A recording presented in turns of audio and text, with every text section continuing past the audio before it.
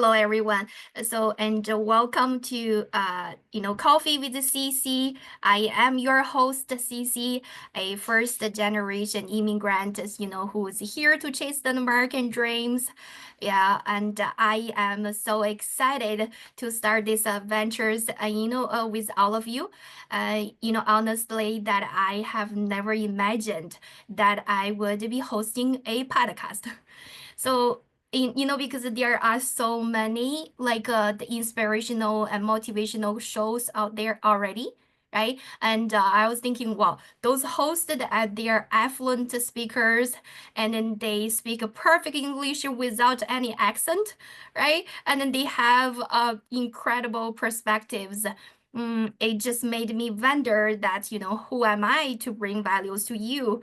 And can I bring values to you? But hey, that's here I am. So because I just wanted to share. I wanted to share. So with that in mind, that therefore this podcast has the two main goals.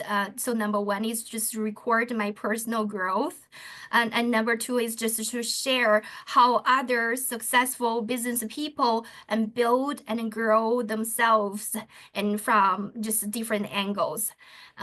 And so just a little bit, peekaboo here. Just going forward, each episode we will be dive into our personal experiences, growth, challenges, and those trophy moments that make life so fascinating, right? And so by sharing those stories, we hope that we can have more access to inspire and empower each other to navigate, your own journey with more confidence and resilience.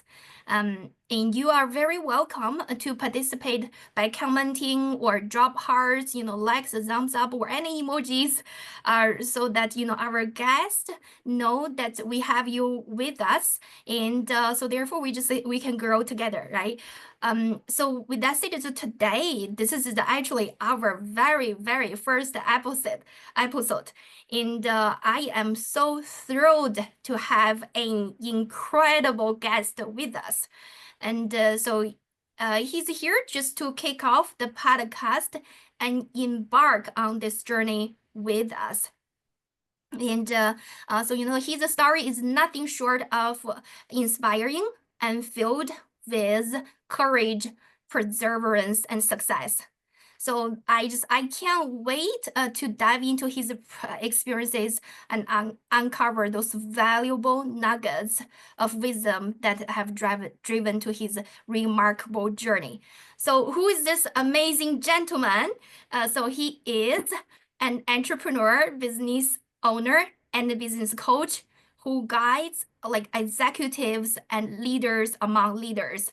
And clients recognize him for his deep curiosities and his ability to unlock the geniusness within themselves. And he helps clients really gain clarities and achieve their breakthroughs, and support them in making profound shifts in mindset, energy, and actions to achieve their goals.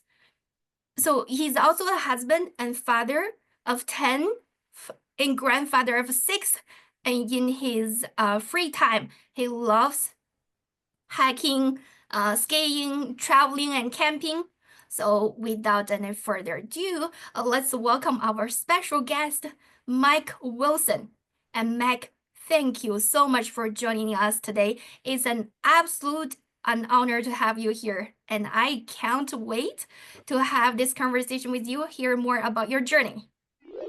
Thank you, CiCi. It's great to be with you, especially as you're kicking off this podcast. I'm so excited to be here. And just a little clarity. So the 10 kids that I count are 5 of my own, mine and my wife, and then 5 married in. So we count all of them as ours. So 10 looks like a big number, but it's really not quite 10. But yeah, we love our family. Yeah, just happy to be with you.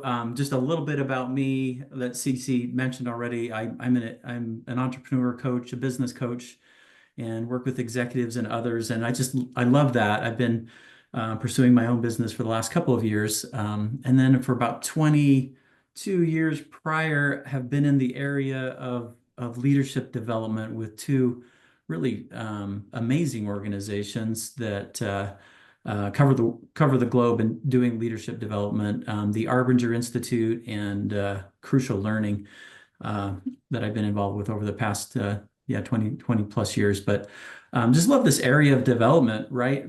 Because we have an opportunity to make changes for ourselves and live a more joyful, exciting, authentic life, and hopefully successful, right, in the ways that we want to. And I love learning about that and trying to improve myself in those areas and reaching more true and meaningful success and helping others to do the same. So that's really what I'm passionate about and love doing. That's amazing. And Meg, that's so speaking of father of 10, and I mean that's a lot of responsibilities and time management all involved. And also that's most importantly for today, that's you shared your precious time and to help us to kick off this our podcast. And I'm just curious, since this is our first episode, and you're my very first guest. So what insights or any messages would you like to share with our listeners and about this podcast? Thank you. Yeah, you and I met. It was fun and really organic. We met on a Zoom business meeting where there was a chance to meet people one-on-one and learn about their businesses. And so we were able to learn about each other. And I was so impressed with you, CiCi, in that, again, first generation here in the United States, and you're pursuing your dreams and goals. And so I felt like we just had a really great connection, which is a lot of fun. And again, that's where I get a lot of my joy and excitement, is connecting with people who are doing awesome and amazing things and growing their own businesses, growing their own careers, and doing it in a way that helps them to really be joyful and happy. And unfortunately, in my career, I'm older, right? I have a lot of experience because of the gray hair, but I've myself at times not been as fulfilled as I wanted to be in my career or business that I had. I work with others at times who are not as fulfilled or joyful or as happy as they want to be. And the exciting thing about life is we don't have to stay there. There are opportunities for us to find, more meaning for ourselves, more joy, more success, and a lot of people out there like you to help us do that. So yeah, love to explore, with you wherever you want to take this, CiCi, today. Oh, thank you, Meg. That's amazing. And then, so, with that said, that, that's I I learned, a little bit about you, but today now we have opportunity. I really wanted to gain more, like, perspective from you. Like, if we would say that for all the listeners out there, that Meg say that's time travels back, so say that when Meg was 12 to 13 years old, like who were you, and where who were you and who are your friends? Were anybody that's give your influence you the most? Yeah, I loved being 12. I remember that really, really well. So I grew up in a small town in rural Utah, a large family, the youngest of actually 10 kids from my parents. And at about 12 years old, I was into sports a lot. So loved playing baseball and was on a championship baseball team in the state. That was a lot of fun with me and my friends. We just loved to do that. Um, Love the outdoors, and so we lived near the mountains, and we would go camping a lot and hiking and spend a lot of time, doing those types of things around that age. Um, at that age, I was in Boy Scouts, so I was a Boy Scout, and loved again the adventure and the outdoors and just learning new things too. You have an opportunity to learn a lot of new things at that age. So I think a lot of curiosity. I think I got a little bit of my entrepreneur spirit at that age too.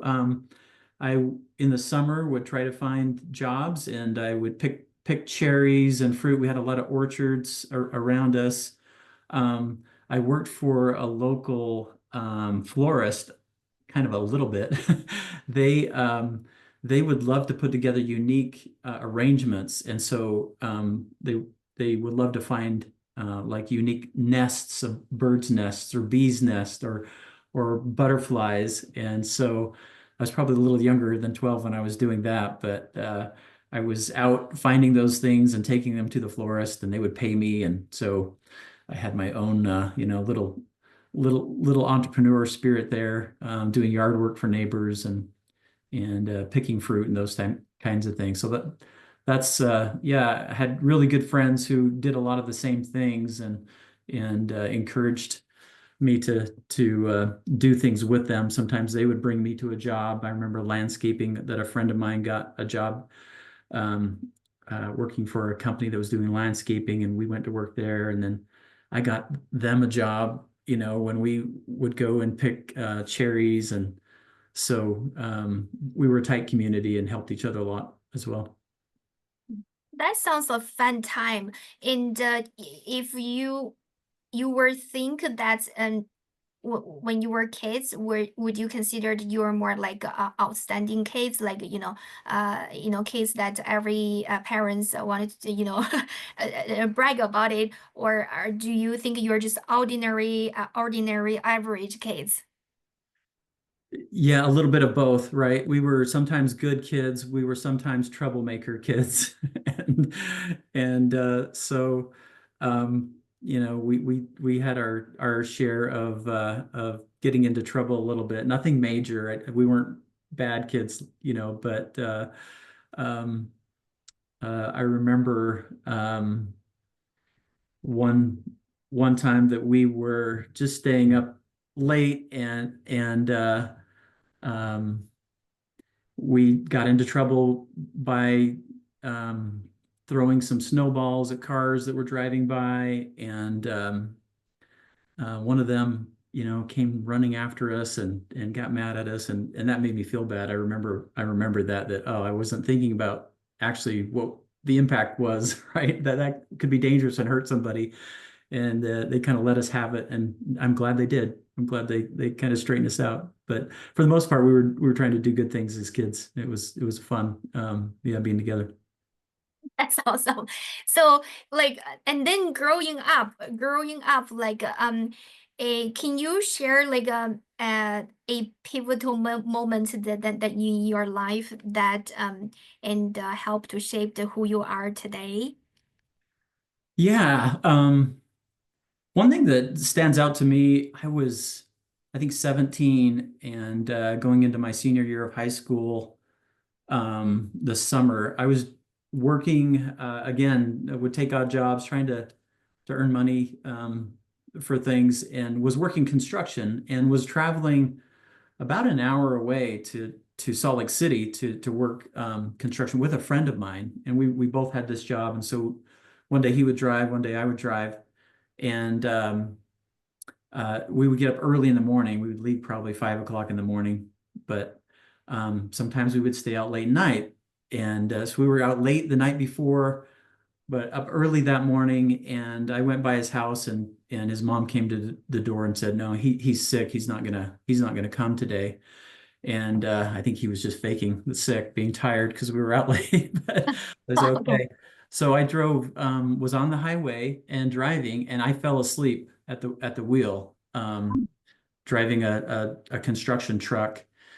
And when I woke up, I was in the median of the highway, the interstate, and I just remember I was coming towards where there was an overpass and a concrete wall. And so I just swerved to get back onto the road, and my truck rolled about 3 times. It did go end to end, and it went side to side. There was a semi behind me that later told me what happened. Um, and I wasn't wearing a seatbelt. And I just remember kind of holding onto the steering wheel and thinking I would be probably hurt really bad, or maybe this would be the end of my life. And the truck landed, and it landed upright. And as far as I could tell, I was okay. I had kind of a bump on my head and a little bit of blood on my head. But the truck driver who was behind me stopped and put out some flares, stopped traffic. He came up and saw that, I was okay, helped me out. But that was a big impact on me because I stepped back and thought,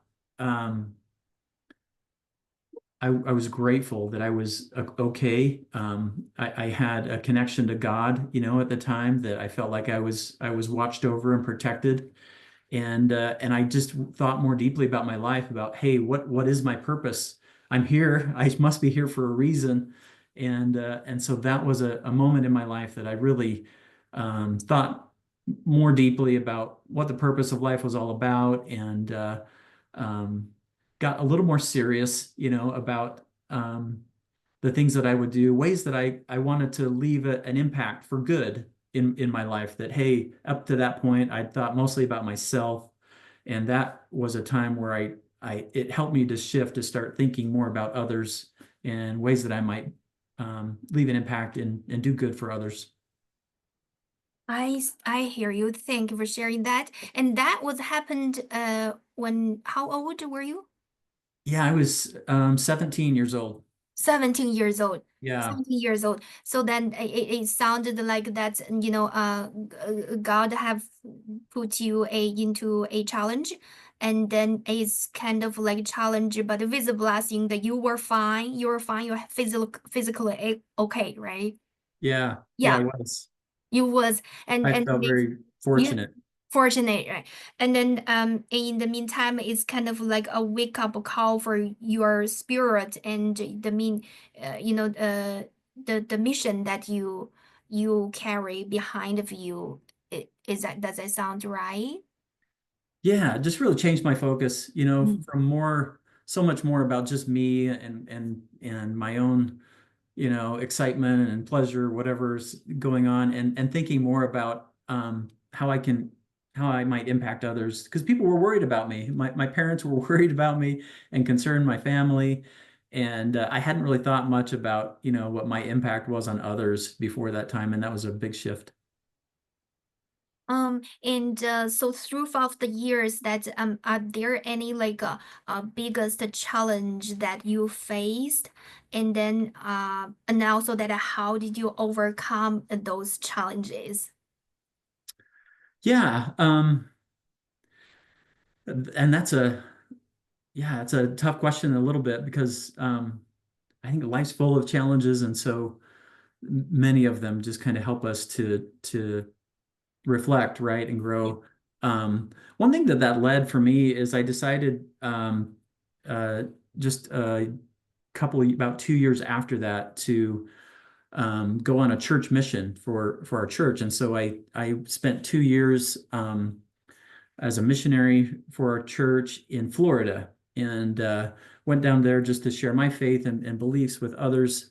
And that was really challenging, because although I was really excited about what I was doing and sharing, what was a blessing to me, a lot of other people didn't see it the same way, and so there was a lot of um, uh, what would I say, not acceptance. And most people were kind, but there were some people who were very unkind, so you had to face that adversity on a regular basis, and a lot of rejection, which was hard as you're trying to talk to people. Um, and I remember, we were riding our bikes down a road one day, me and my companion who was with me, and somebody threw out a um, big gulp kind of drink.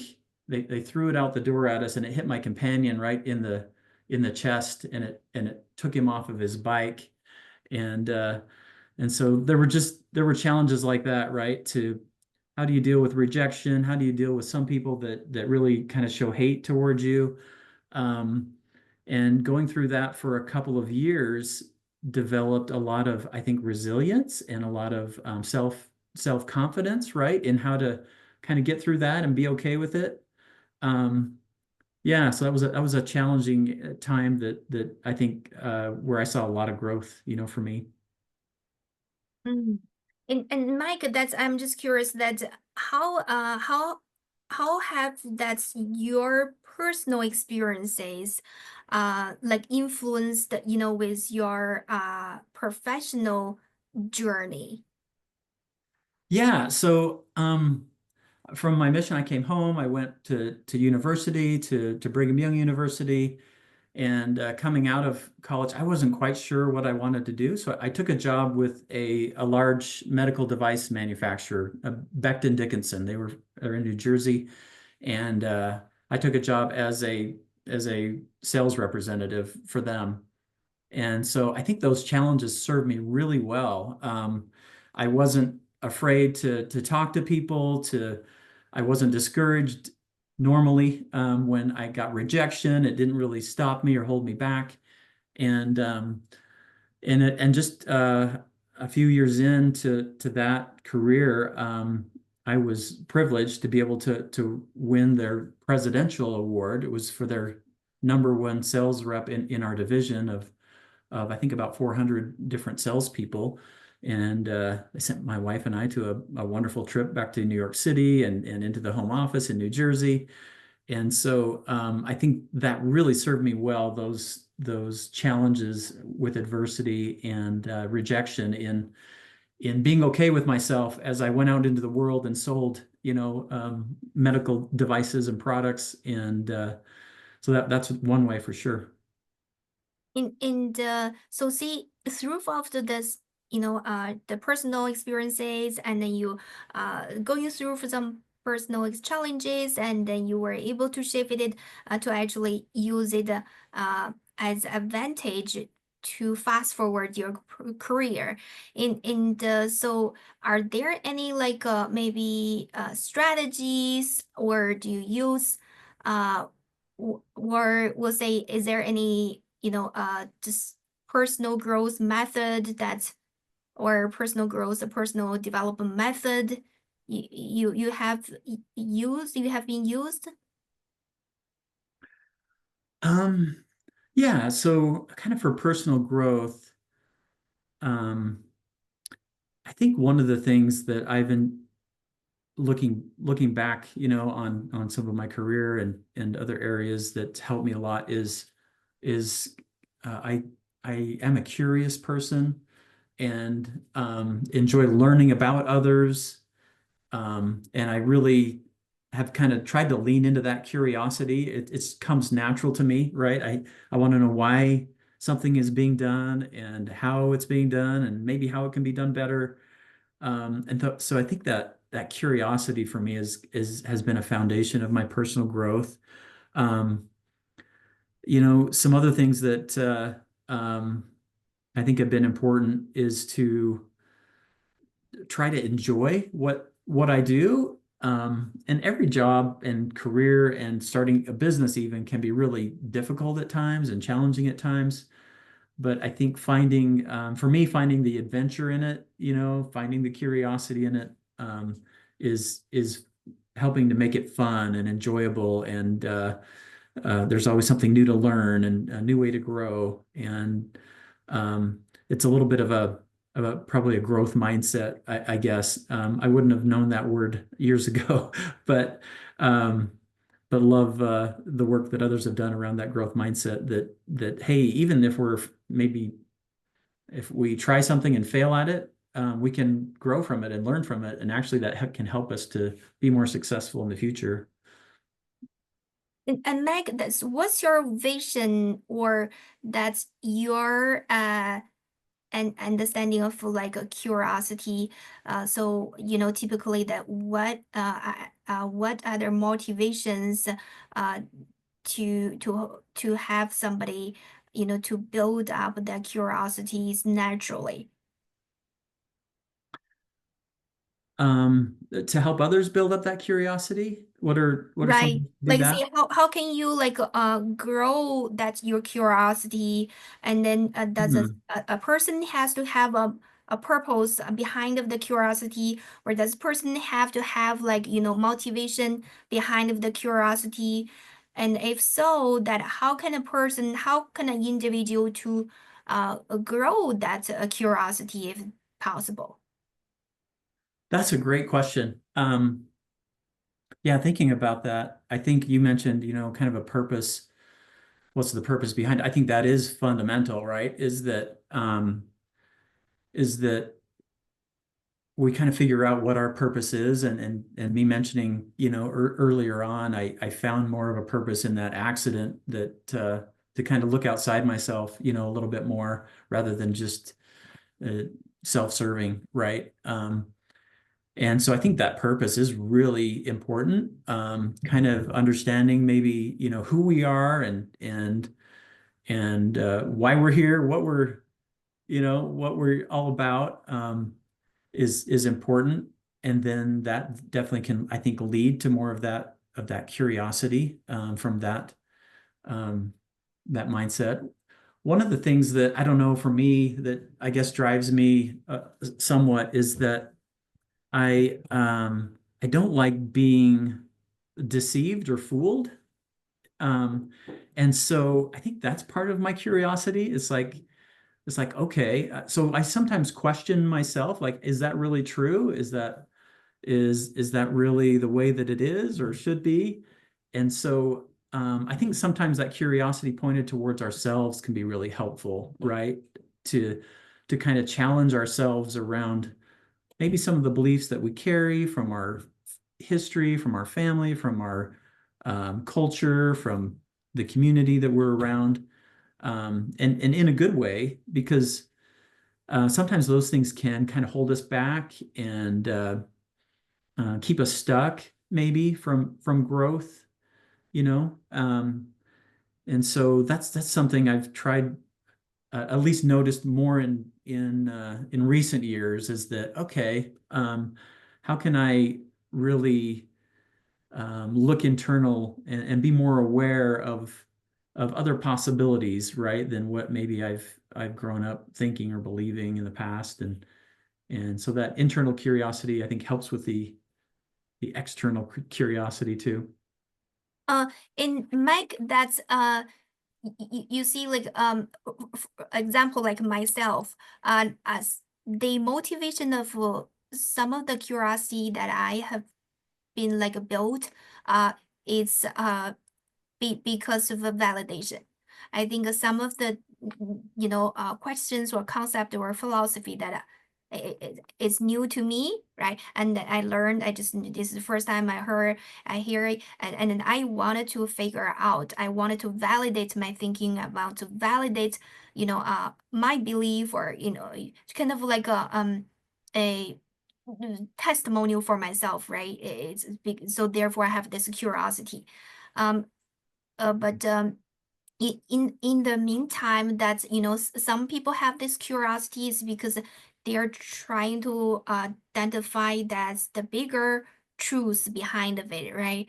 And so what's your belief that uh for younger the individuals that they just start to grow, they start to build up their mind muscle, like a toughness, right? So which way that would you encourage, or what's your thought? Yeah, to maybe grow that curiosity, and explore more possibilities. I think somebody, I don't know who it was, somebody told me one time that the word busy, busy, there's an acronym for that, right? And it's burdened under someone else's yoke or expectations, right? And so sometimes we're saying, "Oh, I'm so busy, I'm doing this or I'm doing that." And sometimes that busyness is, we're in reaction to things happening to us, right, and around us, rather than being proactive about the things that we really want for ourselves and for others. And so that's been a helpful word and acronym for me, that busy. Again, that burdened under somebody else's yoke or expectations, so oftentimes we're living life and we're running ragged and very busy because others expect things of us and society expects things of us, and our community or our way of interacting, they're at work or at home or wherever we are, there are these expectations. So I find it helpful to kind of step back and say, I understand I live in this world, but what am I really excited about? What really gets me excited to get up in the morning and go after something? And um, what is my purpose, for me, and what do I want for me and for others? It's not that again, it's important for me to look outside and help others, but it's also important for me to fill my own cup, so I'm excited about life, because if I'm not, then what do I have really to give others, right? And so that's been a helpful kind of acronym. And trophies, Meg. That's I learned that you've been receiving so many of the trophies throughout. And so are there any like a meaningful trophy that you value the most? Uh, Um, can you repeat that? I'm just not Would you quite say sure. that, there are, so many accomplishments, so many trophies that you have been received Oh, throughout okay. career, right? And are there Yeah. any like trophy moments that and you think that's and you value the most, and you think this is the most meaningful one? Yeah, thank you for that question, because a couple come to mind. One that's kind of your normal award, and I mentioned that, right? I was able to win the President's Club Sales Rep of the Year. It was, the number one sales position for a Fortune 500 company. I was really proud of that. Um, I moved on in my career, and I've always had this entrepreneur spirit. So I went to work for a startup, and then I started my own company with a friend. And during the dot-com era, it was a technology company for healthcare. And we had venture funding, and a couple of years it was going great. And then the dot-com bubble kind of burst. Our people who were funding us, they really held all control, and they just rolled us into another company and kind of shut us down. So um, at that time, that's a failure, right? At the time. But looking back, it was really a success, because it led me to um, pursue kind of a new career opportunity in leadership development. And that's when we had taken our team through the book Crucial Conversations, and I just loved it, and it was great. And so I pursued an opportunity with that company and went to work there. And so a failure actually led to, what do I do now? Well, it gave me the opportunity to say, okay, what do I really want? And pursued this company and the opportunity there, and spent 13 years with them, and was in really fun roles and leadership roles and on the executive team, and just really loved that opportunity. Um, yeah, so I don't know if that's a great answer to your question, but I think sometimes the failures are actually our biggest wins, because they give us a new opportunity at life and that we want what we want. Um, and yes, Mike, that's a great like perspective. In the meantime, you mentioned about a failure. That's I'm also curious, Mike. That's what is your relationship with failures? You know, that's sometimes like it sounded like you treat like a failure as your friend, or sometimes like I heard people say I treat the failures as my coach. Yes, what's your belief, what's your thought? Yeah, again, great question, and such an important area, because I think, especially in the modern world that we live in, there's a lot of focus on accomplishment, right? And on what I call outcomes. You've reached this goal, you have this goal, and you reach it.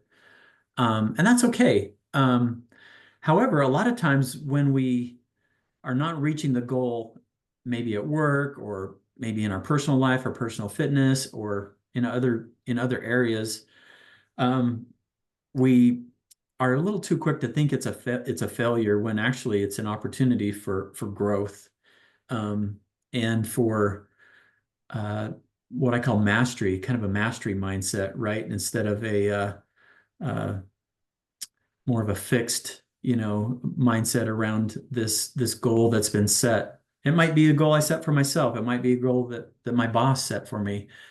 But so often in these outcomes that we're expecting, if we don't reach them, then it's kind of a downer, for us, and it's a downer for others that we work for. And I think if we're stuck there, we really miss the great opportunity to step back and say, okay, I didn't make that goal, but what did I learn? And um, was that even the right goal? Or how can I get to that goal more quickly by making changes?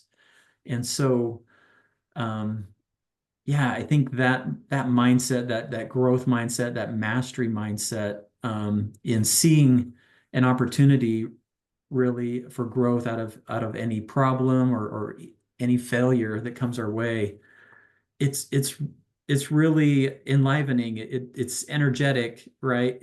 We're not beating up on ourselves and so hard on ourselves for so long. And I'm not saying it's not. I'm not saying that we shouldn't be sad for a minute, that, hey, I had this goal and I didn't make it, and that's okay to be sad for a minute. But if we get stuck there, I think that's the problem, right? Yes, so say that if we were to humanize a failure as a character, oh, how would you approach failure? What failures that what would you think a failure is? Is that like is that like your coach or your friend, your student, or who are who are the failures to you? Yeah. So one thing I talk to my clients about when we're meeting, and a lot of these are small business owners or executives, um, that they're focused on these outcomes very often, and sometimes they are feeling like a failure because they've missed them. I haven't grown the business the way I want to. I don't have the free time that I want. I'm not getting the promotions that I want. I like to ask them a question that helps them to maybe think about it a little differently, and ask them to share with me maybe two or three or four areas in their life and work that are most meaningful to them and that they would consider meaningful success, right? Um, and and I love what I get. The answers that I get back are typically not that goal that they were going after, right? I mean, that was a goal that they had, but it was more the purpose around that goal. Well, I want to reach that goal because I want to be more successful in my job, and make more money, and um, grow in my career, and advance, in my career, have more free time and decision-making authority around my schedule. Um, Entrepreneurs are very often looking at that, right? I really want this freedom to do what I want, when I want, and how I want. And so if they're missing a goal, sometimes they're just so worried about it, rather than taking some of the free time that they should, and they're like, well, I can't because I'm not reaching my goal. And sometimes when I ask them, I said, well, what if you took a little free time? How would you feel? Oh, I'd feel much better. Well, if you're feeling much better, how much more excited are you going to be to do work? And they're like, yeah, I'm going to be much more excited to do work. And so it's kind of they get themselves stuck in a downward spiral, right? Right.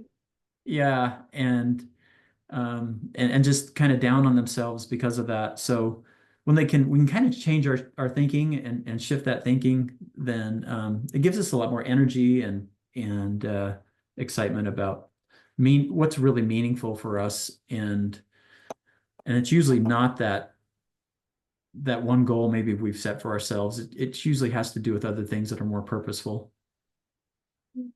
And Mike, how would you stay motivated during the challenging times?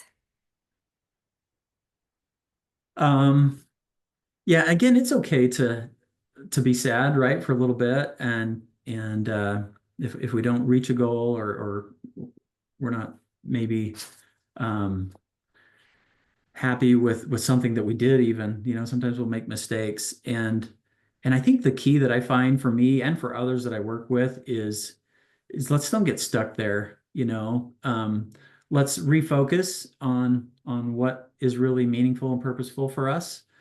Um, and try to find ways to see more positively the reason behind a challenge or a failure, and see that, hey, that there's actually opportunities that are available to me because of that. And so as we can kind of change our thoughts and our thinking, it changes the way that we feel about things. And when we change the way that we feel about things, then we'll actually take a lot more powerful action toward the things that we really want. And so it's a little bit of a life hack to go back to where is my thinking on this, right? Is my thinking that, oh, I didn't reach the goal, so I'm a failure and I'm stuck there, or can I switch that to my thinking being, oh, okay, I didn't make the goal, but I learned a lot of things and I can get to that goal a lot faster now. And that helps me feel so differently and then take the powerful action to stay motivated and excited and energetic.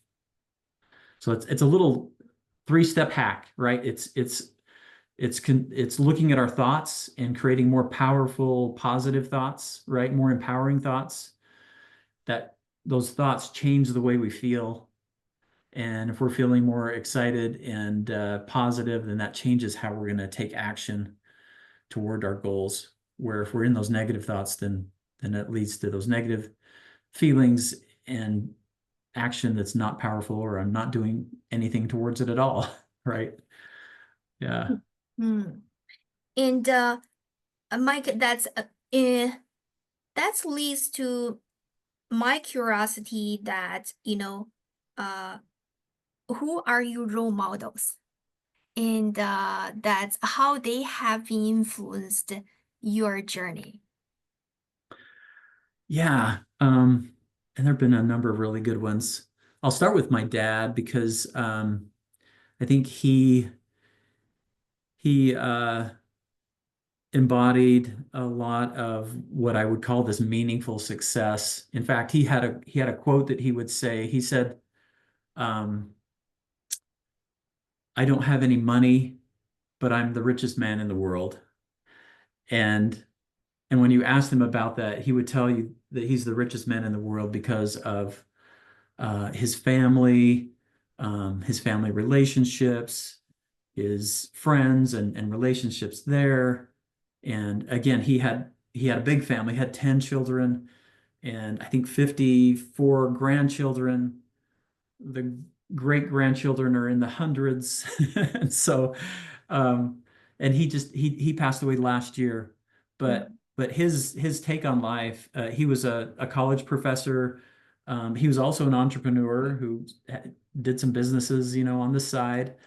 But he didn't make a lot of money. But again, he felt so blessed and so fulfilled, in his life because of where his focus was. That's definitely one of my most important mentors. Yeah.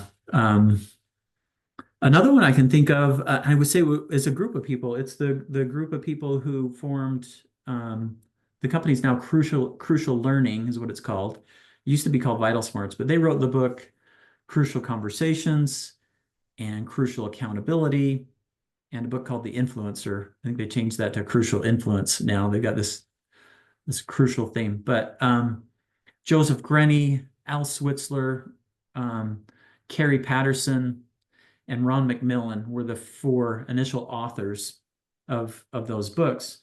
And as I went to work for them, they just had this abundance mindset, right, for the people that they work with, for their clients, for others. And they just really enjoyed the work that they did together. They honored all of their employees. They had profit sharing for all of the employees who came to work at the organization. It made you feel like you were an owner, everybody who was there. Um, During the housing crisis and real estate crisis in 2007, 8, um, I remember I was on the executive team and we came together and they were struggling, right? Big corporations, one of the first things that they cut is training and leadership development. And it's like the economy was really sinking. And so we were having customers, cancel their training, cancel their business with us. And we're like, okay, what do we do? And I remember as we came together and talked about our team, one of the options was, okay, we can lay off a third to a half of our staff, right? And try to keep the profitability that we have now, keep it going. Um, or the ideas that they generated that came in, or we could actually take this opportunity to grab a bigger market share in this area because other companies like ours are stepping back and cutting back. But if we actually stepped forward, kept all of our people, invested more in marketing and sales, we can actually grow our presence in the market and grow the percentage of the market that we have. And and we did that, and they did that, and we came out of that recession just almost doubling our revenue over a period of 2 years. And they didn't let anyone go, and they just saw this opportunity in this problem, right? That, all right, other people are doing this, and this is the natural thing to do, but we're going to do something different. We're actually going to step into it, and we're going to go after more market share. We're going to go to trade shows that actually cost us less money now and get better positioning for our booth um, and things like that propelled the business forward at that time. So those are a couple of my mentors because of the way they led, the way they saw people, um, and kind of leaned into their purposes and their values. And we have like a couple of minutes left, but I have two more questions, and then we go to that's the no closing remarks. The question I have, Meg, is currently with the rise of the artificial intelligence, they're just involving in a majority of the perspective of our individuals' lives. So say that's probably we have a lot of like a young entrepreneur minded listeners out there. If what advice or any message that you would like to share, that's how the like artificial intelligence was shaping the future of the work and the personal growth. What are your perspective? Thank you. Yeah, it's fascinating, right? With everything that's happening in this era of artificial intelligence. Um, my view on it so far, I use it a lot. I love Chat GPT. I love Perplexity, and I find and I talk to a lot of people, small business owners who are trying to figure out how do we use this, in our business. Um, some people are relying on it, I think, in ways that are maybe not as helpful as as others. Others that I see utilizing it maybe in the most effective ways, from my perspective, is that they're seeing it as an assistant, right? As a almost a thinking partner and somebody that can help them to do the things that they want to do, rather than kind of advocate, okay, let's have you take the lead on things. I don't see artificial intelligence taking the lead. It's still a human. That's still artificial, and everything it gets comes from something created by a human, right? And that moves into artificial intelligence. So I see our opportunity as humans, as people, is to still act. We still have that ability to act in the ways that we desire to and want to, and utilize that artificial intelligence as a great tool and a great assistant to help us. And Mike, that's in the beginning, that you mentioned about when you were 17 years old, like that, you had a triggering like a moment and with God. So throughout those years, like what is your current relationship with God? Yeah, I believe, right? And feel like there is a power and intelligence that um, is not only in control, but cares deeply about each of us, and really there's a love for each one of us and a desire for each one of us to become all that we can possibly be. Um, and so I I believe that God is trying to help us along the way and is accessible, that we can, personally, I believe in prayer and that God will listen and answer and support me in the meaningful and purposeful goals that I have, as I keep Him in mind, in that. Yeah, so a very important part of my life and faith. And Meg, that's so before we wrap it up, that's and are there anything else that on your mind or your heart you like to share with our listeners? And maybe you give us some closing remarks. Thank you. Oh, thank you, CiCi. First thing that comes to my mind is appreciation for you and for this invitation to be here on your podcast and the opportunity to connect with people who are in the world striving to be successful, find that meaningful success, in their lives. And I appreciate venues like this where I've learned so much. And so I hope there's been something maybe here that's been helpful for others, but your questions have been really insightful and helpful to help me reflect and kind of look back and see, okay, what has guided, some of the things. Um, as I think about some closing remarks or what's been on my mind and on my heart, I guess throughout this conversation, the thing that's probably settled most is that um, we as humans are capable, right? And we are able to enjoy this life, find success that's meaningful, for us, whether it's in our career, whether it's in a business that we start and create, or other parts of life that we're, involved with, that we really are at choice around how we feel about that, how we experience it. And even when really difficult things might be happening or challenges might be coming our way, um, and this ties back to my faith, in God. I really believe that those are for a purpose. They're to help us to grow and help us to become more confident, in ourselves, more human in the way that we interact with others, and and trying to help uh, all of us kind of succeed, right?